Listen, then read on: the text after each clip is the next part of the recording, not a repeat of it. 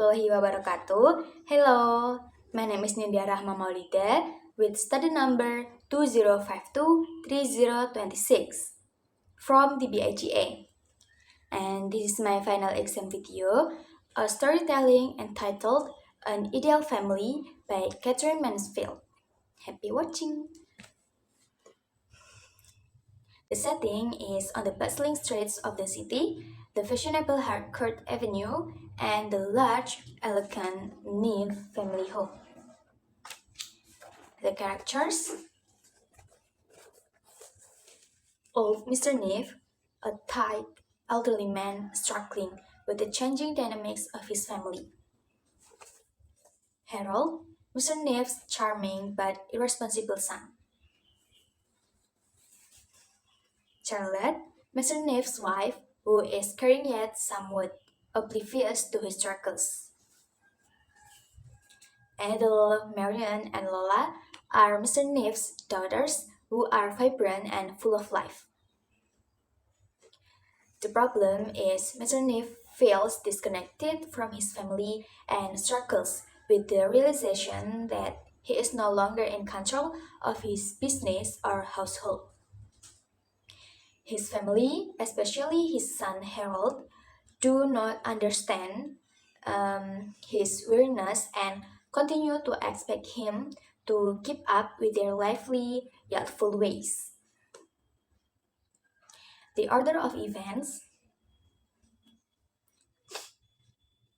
that evening, for the first time in his life, as old Mr. Neve pressed through the swing door and scanned the three broad steps to the pavement. He felt too old for the spring. Spring, warm, eager, restless, was waiting for him in the golden light. But he could not meet her. He was tired and curiously cold. The late sun was still shining, but he felt numbed all over.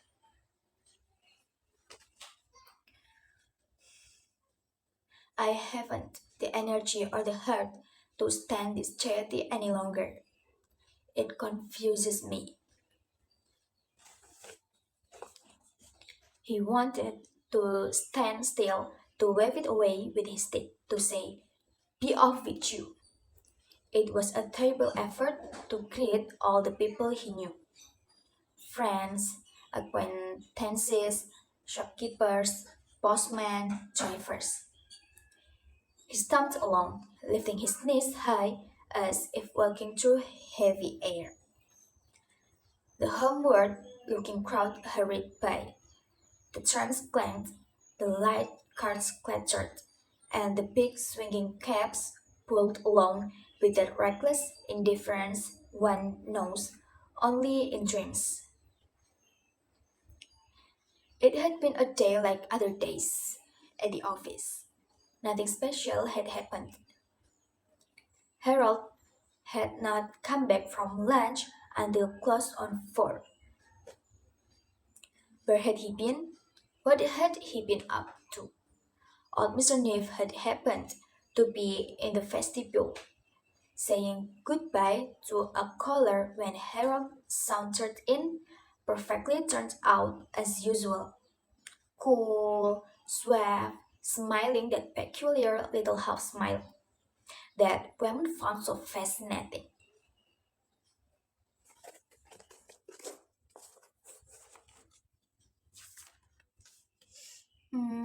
Harold is too handsome by far.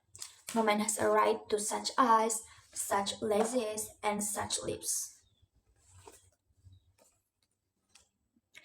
It was not only his family who spoiled Harold. It was everybody. He had only to look and smile, and down they went before him. But no business, not even a successful, established concern, could be played with. A man had either to put his whole heart and soul into it, or it went all to pieces before his eyes. As old Mr. Neve climbed the hill into Harcourt Avenue, he thought of his family.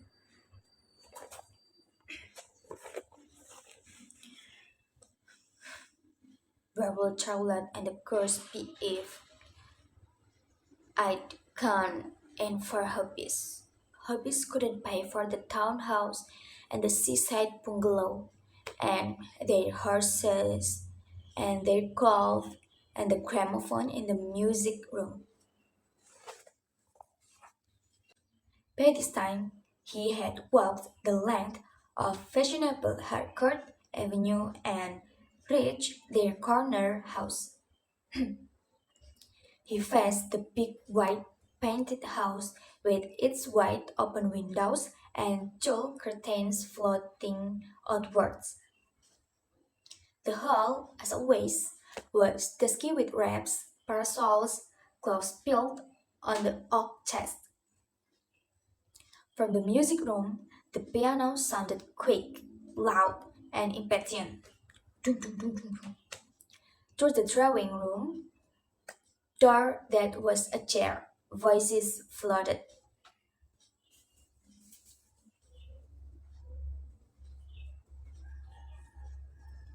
And were there ices? Charlotte said. And Ethel said, my dear mother, you never saw such ices, only two kinds, and one a common little strawberry shop ice. Suddenly, the music room door opened and Lola dashed out. Lola said, gracious father, what a fright you gave me. Have you just come home? Old Mr. Neve stared at his youngest daughter. She seemed to have forgotten her father. The telephone rang, and Lola dashed past him.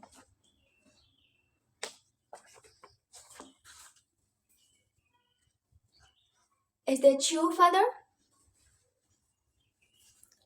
She offered her warm, plum-like cheek, and Adol pecked his beard while Marian's lip brushed his ear.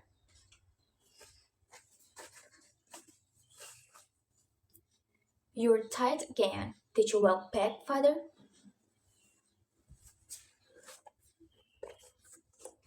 Yes, I walked home. But why didn't you take a cab? Adol asked. And Marianne, if father prefers to tire himself out, it's not our business to interfere. But Marianne wouldn't be stopped.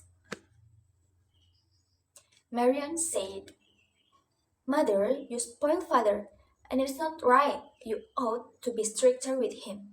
He's very naughty. Then Charlotte began to rock again.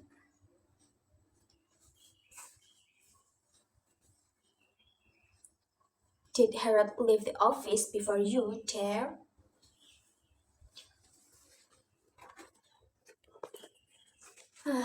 I'm not sure. I didn't see him after 4 o'clock. Old Mr. Neve forgotten, sank into the broad lap of his chair and dozed. He heard them as though that as though he dreamed. He was tired out. He had lost his hold. Even Charlotte and the girls were too much for him tonight. They were too rich for him.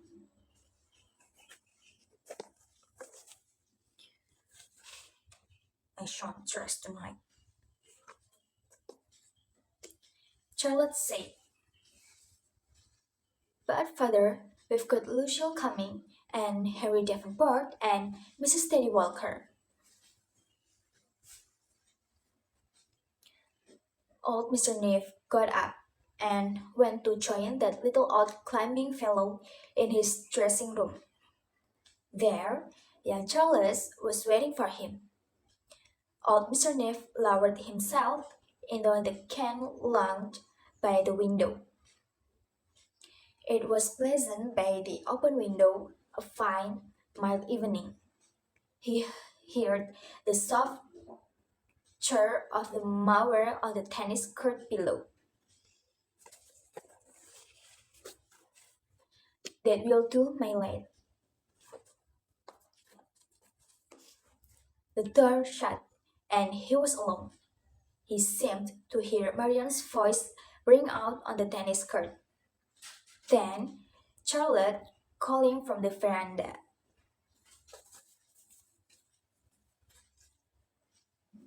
Where is Harold? Adele says. He is certainly not here, mother. Old Mr. Neff sighed, got up, and combed his white beard over. The little old spider was climbing down endless flights that led to a glittering gay dining room. But why didn't Charlotte or the curse stop him? Why was he all alone? Where was Harold? It was no good expecting anything from Harold.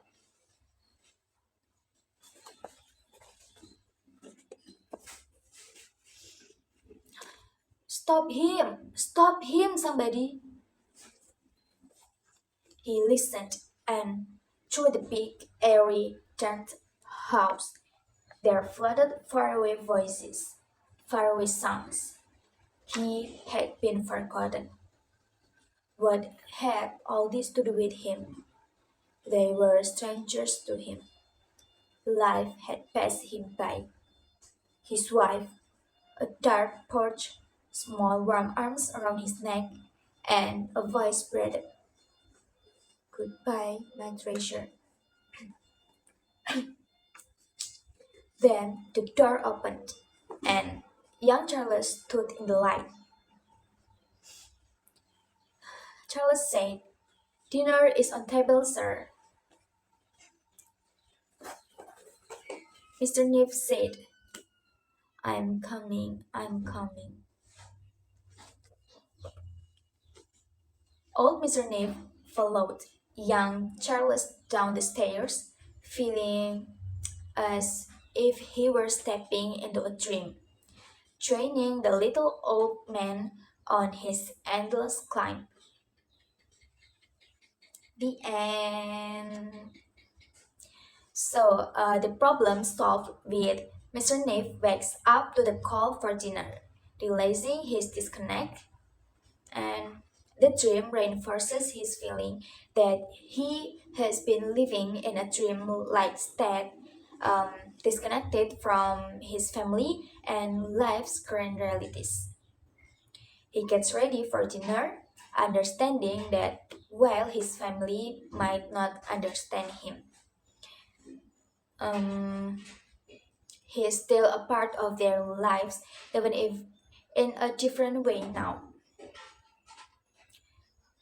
The story, An Ideal Family by Katherine Mansfield, conveys a message about the helplessness and alienation one can feel in the face of changing times and generations. Old Mr. Neff feels disconnected from his own family, who seem preoccupied with their own lives, full of pleasures and activities. The message of this story is the importance of awareness and sensitivity towards the feelings and needs of other family members. Even as life moves forward, attention and appreciation for the contributions and emotions of the older generation should be maintained to ensure that no one feels left out or forgotten. So that's all from me. Thank you. Wassalamualaikum warahmatullahi wabarakatuh. Audio Jungle.